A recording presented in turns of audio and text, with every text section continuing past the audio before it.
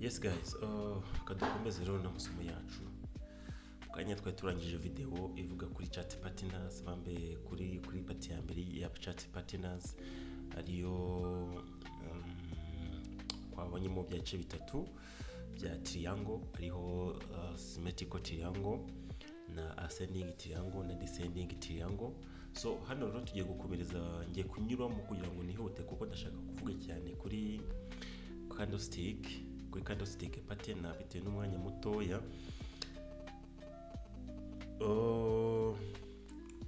Hano ndagira ngo duhere hano kuri head and shoulder. Head and shoulder nayo ni ikimenyetso cyangwa se ni igishushanyo dusanga muri chart pattern, ariho head and shoulder yisobanuye ko akeshi ni signal ya bearish, cyangwa se ni ikimenyetso cyerekana ko isoko rigiye kujya muri bearish position.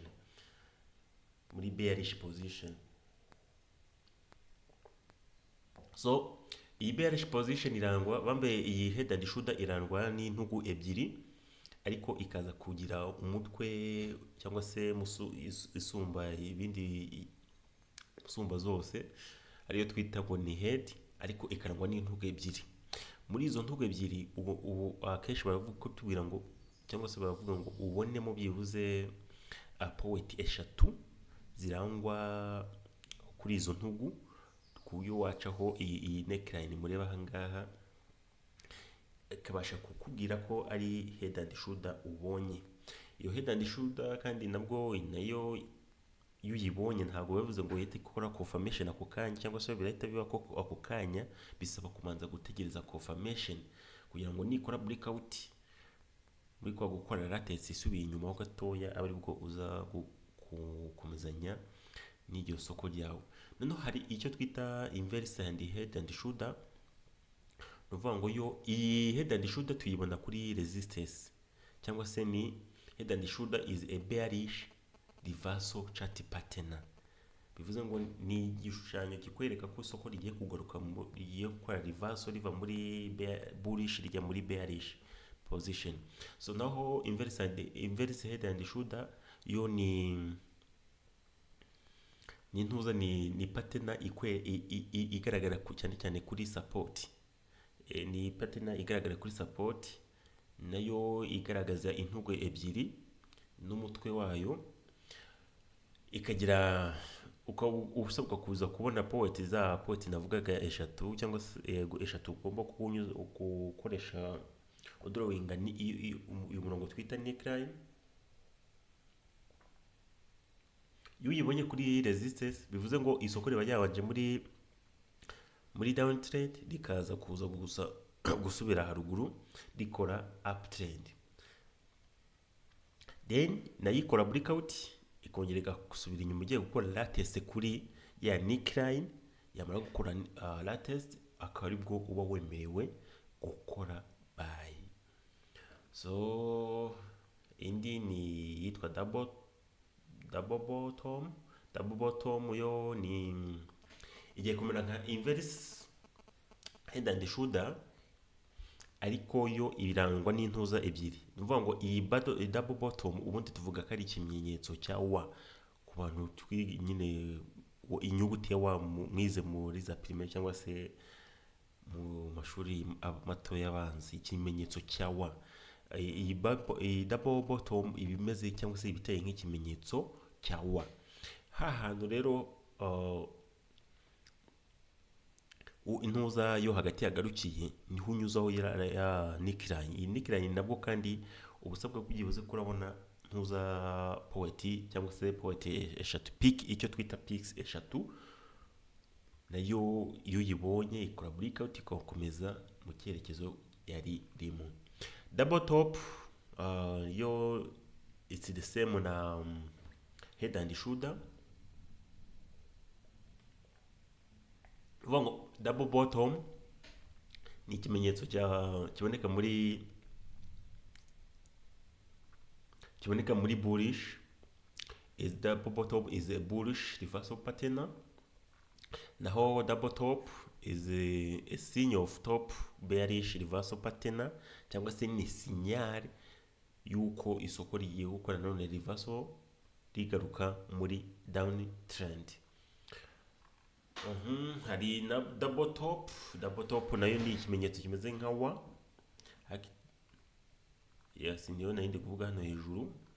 Bivuga ngo ni ibimenyetso bibiri akenshi ugomba guhita ufata mu mutwe. Ikimenyetso tubonye ikimenyetso cya wa ariyo double bottom, tukabonye n'ikimenyetso cya M ariyo double top. Ibi byose ni signe cyangwa se ni signale yuko isoko rigiye gukora reversal riva muri position imwe rijya mu yindi position. Ariko nanone nuvuga ngo izi signe zose turi kureba cyangwa se tubaze kubona, iyo umaze kuzibona ntabwo bisobanuye ko urahita winjira isoko ako kanya. Ugomba kumanza gutegereza icyo twita latence, kuko hano naho barabikubwira ngo wait for a pullback cyangwa se latence and then sell here. Nuvuga ngo niba isoko umaze kubona ko rimaze kurenga ya neckline yawe, icyo gihe bishatse kuvuga ko rimaze gukora breakout. Ariko ya breakout ntabwo uvuga ngo urahita uvuga ngo urahita useringira muri ya breakout, ahubwo urategereza amanza habeho breakout. Nuvuga ngo breakout isoko rigomba guseringa gatoya, ariko rikongera kuza gusubira hejuru mu kurestinga ya neckline. Ubwo ya neckline iyo isoko risubiye hejuru riba rigiye kuwikoreraho icyo twita latence kugira ngo ihinduke ntuza resistance nyirizina. Ya neckline niyo ihita ihinduka resistance, then yamara guhinduka resistance isoko rikakora down trend igiye gushaka support yindi yo hasi. Hari nyinshi za triple bottom, hari za triple top. Izose nzazigarukaho muri video nzagenda nkora mu minsi iri imbere, kuko umwanya ni mutoya cyane. Byasaba ko nkora nka video nk'eshanu, ariko nzazigarukaho nta kibazo kirimo. So kuri candlestick rero, candlestick dufitemo amoko agera kuri 11 y'ingenzi umuntu ashobora gukoresha. Usibye ko ntago ari amoko 11 gusa abamo, hari menshi cyane, ariko ay'ingenzi ashobora kuguha signe zigiye gukurikira muri market yawe nizigera kuri izi 11. Hari uvuga ngo bakubwira ngo ni 11 important candlestick pattern.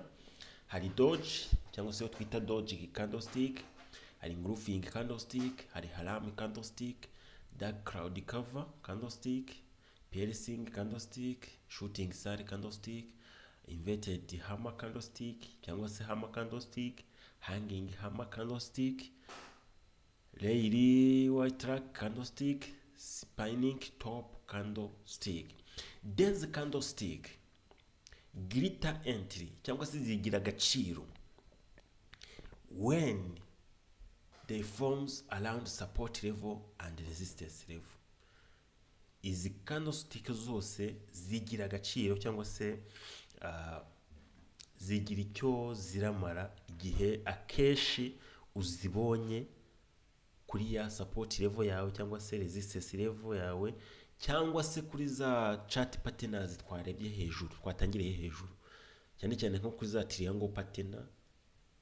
Zigira agaciro kuko nuvuga ngo iyo ubonyemo imwe muri izi candlestick byibuze bibasha kuguha confirmation yuko iyo setup uri gukora iraza kuba yo nko ku kigero cya 70-80-90% by'ibyo uri gutekereza. So duhereye kuri Doge candlestick. Doge candlestick ni a course cyangwa se ni a course when the open and the closing price are equal. Nuvuga ngo iyi Doge candlestick igabanyijemo ibice 4 bya candlestick bya Doge candlestick. Hari A cyangwa se iyi A turi kureba ahangaha ariyo bullish or bearish signal. Nuvuga ngo iyi A cyangwa se iyi candlestick ya mbere ibanza harimo signe ebyiri, harimo bullish cyangwa se bearish. Icyo baba bishatse kuvuga ni iki, ni uko nuyibona muri kuri reverse kwambaye kuri resistance, icyo gihe birasobanuye ko isoko rigiye gukora reversal igaruka muri selling position. Nuyibona kuri support, biba bishatse kuvuga ko isoko rigiye ryarangije habaye end ya downtrend, hagiye gukurikiraho uptrend cyangwa se reversal ya uptrend position. Kuri B cyangwa se ikando ya C ni bearish reversal. Biba bishatse gusobanura iki cyangwa se bishatse kuvuga iki, ko iyi bearish reversal iboneka cyangwa se tuzayisanga gusa kuri resistance level. Then iyi kando ya C ariyo bullish reversal, uvuga ngo yo bita biba inverse, twayisanga kuri support level, cyangwa se ni ikimenyetso nabyo kizakwereka yuko downtrend yabaye and hagiye gukurikiraho reversal ya uptrend position. Kuri D, bullish or bearish depending on where it forms around support level and resistance level. Uvuga ngo ni ntuza ni kando ishobora kwishushanya cyangwa se ishobora kuyisanga cyangwa se ishobora kugira agaciro nyirizina igihe uyisanze kuri support level no kuri resistance level. Nayo iba isobanuye ibintu bibiri, yuko igihe uyisanze kuri support ni ntuza ni ikimenyetso kikubwira ko isoko rigiye gukora reversal, wayisanga kuri resistance nabwo kakubwira ko ari ikimenyetso cy'uko isoko rigiye gukora reversal rigaruka muri downtrend position. So kanzinyiremo nihuta kugira ngo nze kubereka n'urugero muri trading view. Engulfing cyangwa engulfing candlestick.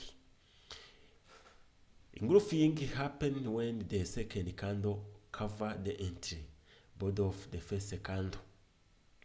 Uvuga ngo kando ya mbere when it formed in the around the support level, it can signal potential downtrend ending.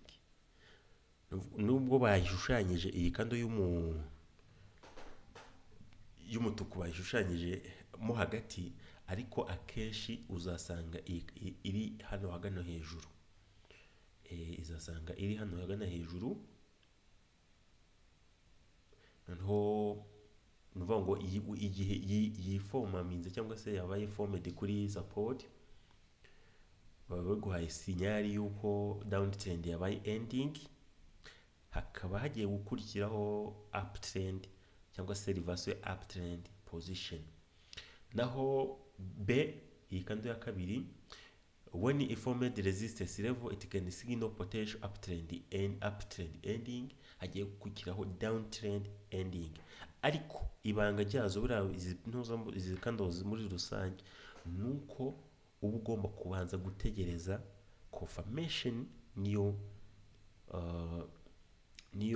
ntego iba inyamukuru, kuko izi kando ushobora kuyibonamo nk'ubu nk'aya masaha tuvuge ko tuyibonye nk'ubu saa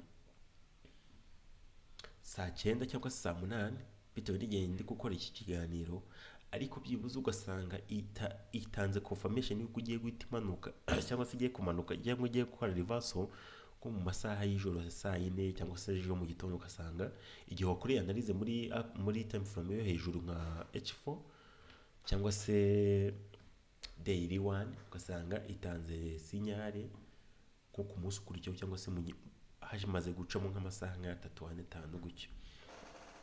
Ntabwo rero biba bishatse kuvuga ngo ibyo ubonye ako kanya nibyo birahita biba ko muri icyo ako kanya ukimara kubibona. Ujya gukora analyze cyangwa gukora setup, ni ugutegereza ya setup yawe ikabanza ukareba cyangwa se ugakonfaminga yuko ibyo watekereje cyangwa se ibyo umaze kubona biraza kuba successful 100% muri wa mwanya wa nyawo. Ntago ari ngombwa cyangwa se ntago ari byiza kuvuga ngo umaze gukora analyze ubonye ko isoko rigiye guhita rikora sell nawe ngo uhite ujyamo ushake sell. Oya, ahubwo tegereza umanze ushake entry nziza uraza kuza kwinjiraho igihe isoko riba ritanze confirmation. hari candlestick yindi yitwa haram nayo is inverse ya engulfing. Noneho ubwoko bwa mbere, when it formed around support level it can signal potential downtrend ending, hagiye gukurikiraho uptrend position. So kuri B it's bearish, cyangwa se ni candles isobanura bearish. Utuyisanga cyane cyane kuri resistance level, when formed around resistance level it's a signal potential uptrend ending, hagiye gukurikiraho selling position. Hari dark cloud cover, izi kandi nubwo zitaresha ahangaha bari kwerekana ko zitaresha, ariko akenshi muri market hagiye uzasanga ziri kureshya. When formed around resistance it's a signal support ya sell. Nuvuga ngo tuhita tubona ko isoko ryavuye hano hasi riri kuzamuka muri position ya buy, ariko hagahita hitangirira cyangwa se hagahita hatangira iyi kando yindi ya sell. Biba bishatse kuvuga ko igihe isanze yegeze kuri support cyangwa kuri resistance ari downtrend igiye gutangira. Piercing it's the same n'iyi dark cloud cover, iyo tuzayisanga kuri support, mu gihe iriya dark cloud cover tuyisanga kuri resistance. Iyi piercing niyo tuyisanze kuri resistance, bambe kuri support ni signal ya buying position, cyangwa se bisobanuye ko end downtrend yabaye end, hagiye gukurikiraho reversal ya uptrend position. Shooting star is a single candlestick and is a bearish reversal. When formed around resistance level is a signal ya selling position. Iyi kando muzakunda kugenda muyibona kenshi, cyangwa se muzakunda kugenda muyibona cyane.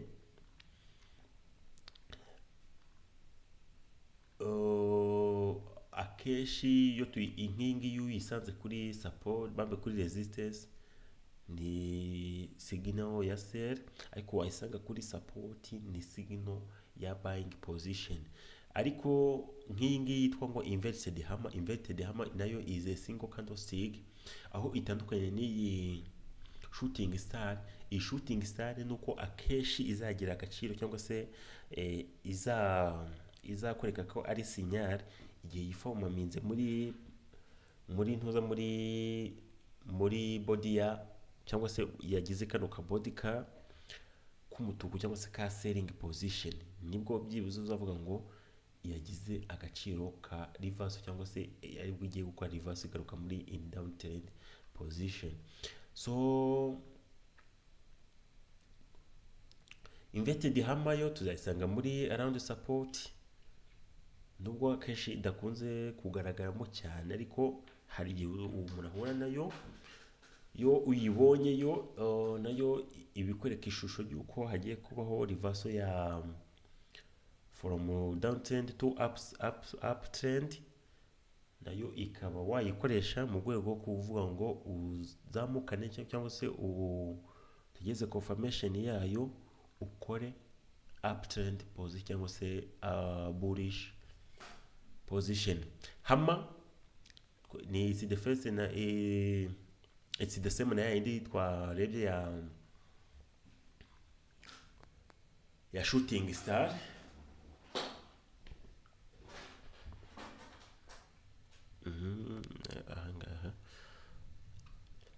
Iyi hammer is a single candlestick iboneka kuri support, cyangwa se around support. Iyo yifomaminze kuri support nayo ni ikimenyetso, cyangwa se ni sinyare yuko hagiye kubaho buying position.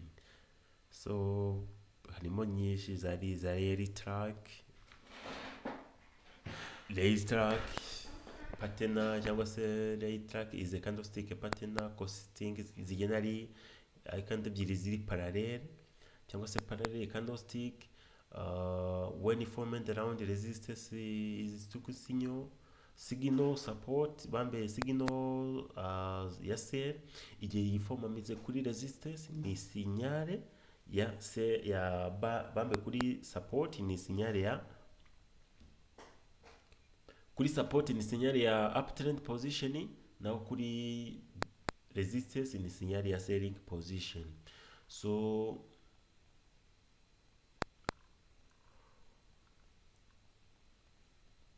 is spanning top niyo nayo tuzayisanga muri iyi market yacu ya candlestick. Spanning top is a single candlestick and it can be a continuation or reversal pattern. Spanning top has a small body, uvuga ngo ni signal cyangwa se ni candle iba ifite ka small body kifomamingemo hagati. Akenshi nituyisanga kuri nk'iyi ngiyi ya mbere, iyo tuyisanze kuri resistance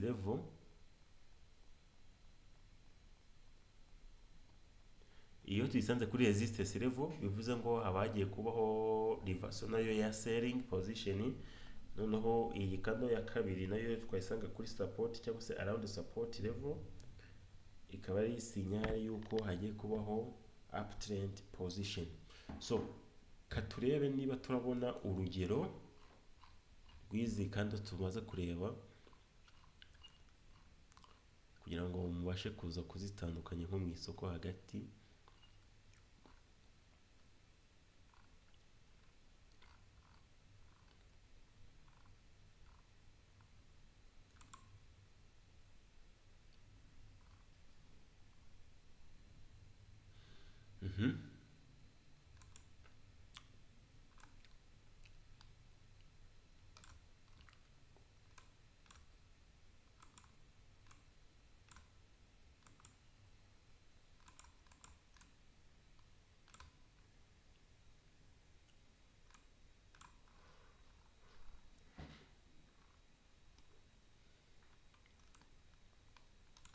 Turamanza dushake noneho kugira ngo bikugendekere neza, uramanza ugashaka ya support level and resistance level.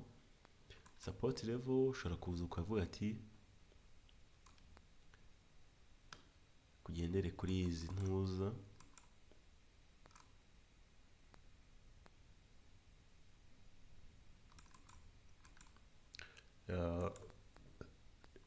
noneho resistance urugero wenda ikaze kabiri. Noneho turebe kuri izi poet, ubwo resistance twafashe izi poet,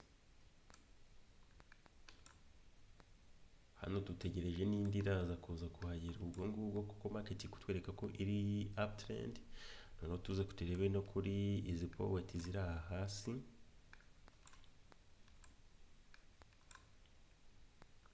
Za kando rero tumaze kureba,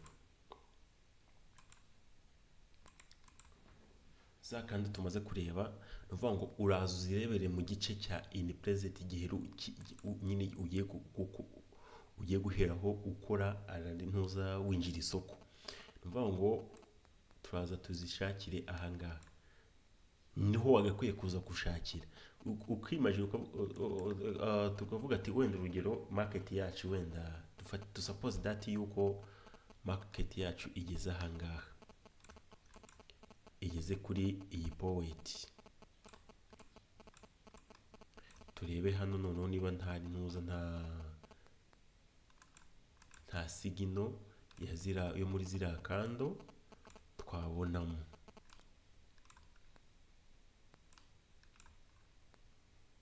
Nitureba neza cyangwa se niba muri kubibona neza, hano turaza gusangamo za kandi ebyiri tubonye zitwa ray track. So reka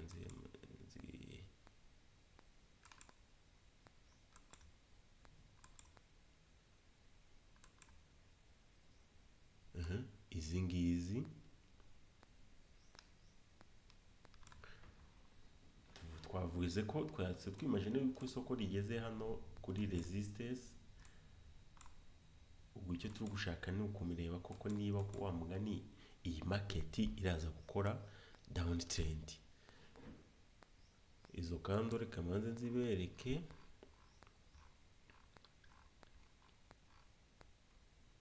Dore ngizi izi ngizi uko ari ebyiri nizo dusanze ahangaha kuri iyi example nari maze kubereka ahangaha. So unarebye neza hano, twongere twihe urundi rugero turebe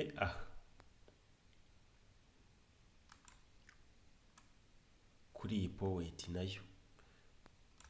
Iyi poet nitureba hano muntu turasanga iyi ngiyi yitwa mu zo twarebye turaza gusanga iyi ngiyi ari nka spinning top.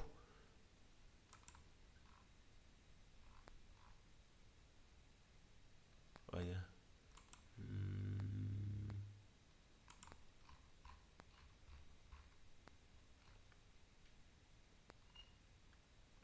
okay, turaza gusanga ari invested hammer.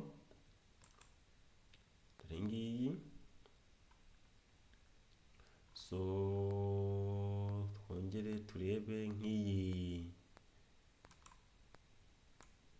ngiyi nayo twasanga turebye neza twaza gusanga ari nk'iyi shooting star. Niba muri kuyitegereza neza ahangaha, ariko nk'uko mumaze kubibona cyangwa se nk'uko mumaze kubireba, ruvuga ngo izi kando zose zigira agaciro cyangwa se zitangira kugira agaciro ariko uzisanze kuri support level cyangwa kuri resistance levels. Turebye nk'aho market igeze ubu ngubu,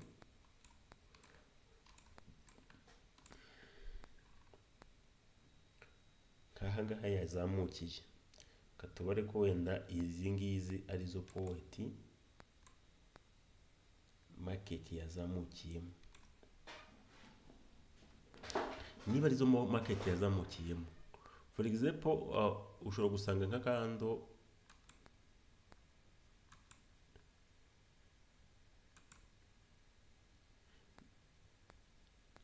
urebye neza, urebe nk'iyi kando, ukongera ukaza ukareba iyi ngiyi,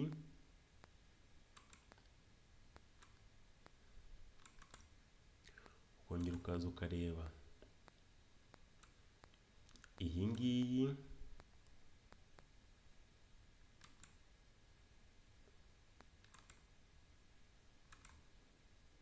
ukongera ukaza ukareba ugafata n'izi ngizi.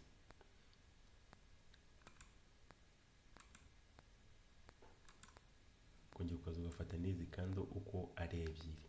Zose hari ubusobanuro bwagenda buguheza, cyangwa se izi kando zose hari ubusobanuro bwagenda buguhereza igihe wamaze kuzimetiriza neza uri mu isoko cyose uri muri market yawe.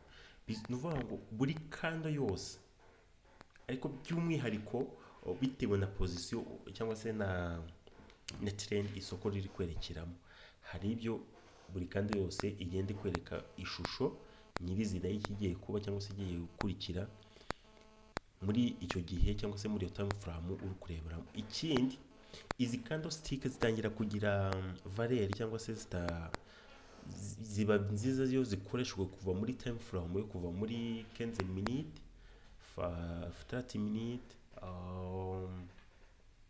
H1 H4 daily 1 gutyo kuzamuka. Ariko muri time frame zo hasi akenshi usanga nta musaruro nyirizina zitanga, cyangwa se nta musaruro nyirizina usanga ziri kuguhereza, kuko niyo uyibonye muri time frame ntoya hari igihe uyibona ariko ntitinde,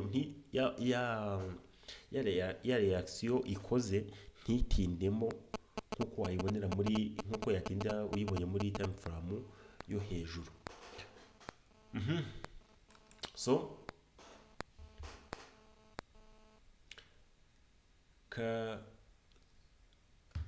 ejo cyangwa se ejo bundi tuzagaruke tureba uburyo noneho bwo gutradinga in scalping position kuri ziriya pairs za well trade cyangwa se kuri derive, cyane cyane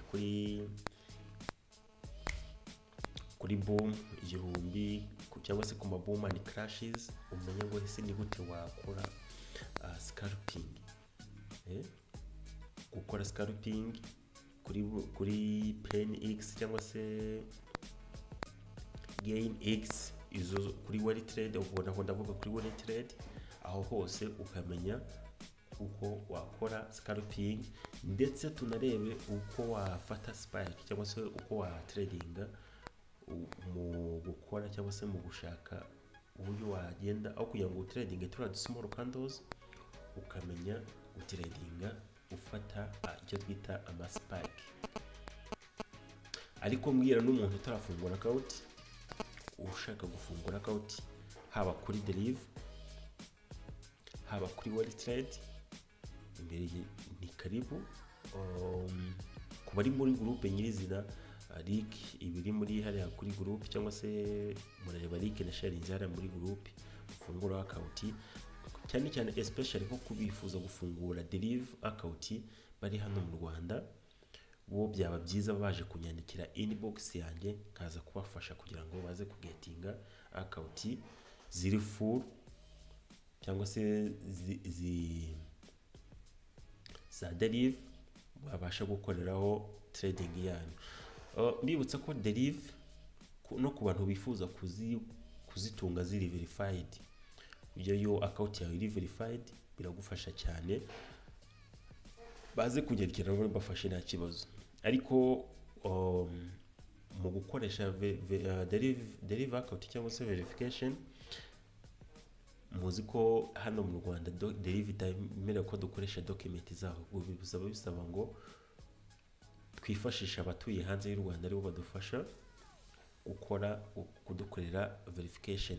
Hari fees bisaba rero kugira ngo ugetinge derive account, ariko cyane cyane nko ku bantu bari mu Rwanda badafite ubwo bushobozi cyangwa se bafite ubushobozi bwo kubona izo fees za verification, bashaka kwitiringira currency, bambaye statistic, bakwikoreshereza well trade. It's simple gukora verification kuri well trade, ni ID gusa cyangwa se passport cyangwa se permit yawe, nta kigoranye kirimo. So mukomeze mugire amahoro y'Imana, amasomo yacu nakagaruka.